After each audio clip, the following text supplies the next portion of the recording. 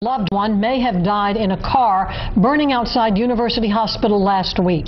Tonight, one of those family members traveled from Maine to New Orleans trying to find some answers. But as Katie Moore reports, those answers are hard to come by. Michael Fleeshuk took this video driving down to New Orleans last week.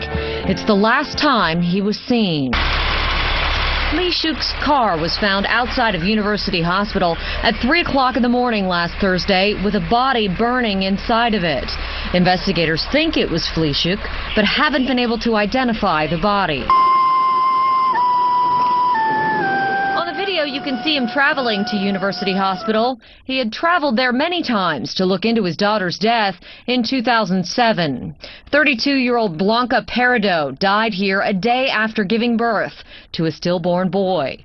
University Hospital wouldn't comment on her death. I just know that that's the hospital that my sister died. The night before his car was found burning, Michael Fleeshuk talked to his son, Marcel, a painter who started painting in New Orleans at a young age, but moved to Maine in 2007. I was in the process of changing galleries, and I asked him to take paintings from, out of a couple of galleries, and then and to put paintings in a new gallery that I have here in New Orleans, and also to deliver this Father Silos paintings to the shrine. It's Father Silos outside the convention center after Katrina.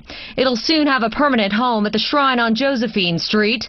Workers there helped Marcel get down here to meet with detectives and deal with what both he and New Orleans police believe are his father's burned remains. They ruled out murder, that it's either accidental or suicidal, and my father was not suicidal. Coroner Dr. Frank Mignard says the initial autopsy shows the man in the car died of smoke inhalation, but they're still waiting on toxicology tests.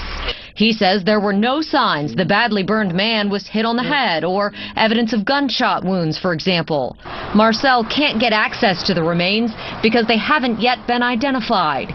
He says his father never went to the dentist, and therefore there are no dental records for the coroner to compare. They wouldn't let me see his remains because, I thought maybe that there's a way I could identify him, and then we can go with that so I can reclaim the body. It makes for a difficult time with the family now doubly grief-stricken. First for Blanca, now for Michael. Because the coroner has ruled this not a homicide, he says the city typically doesn't conduct a DNA test to confirm the identity of the victim.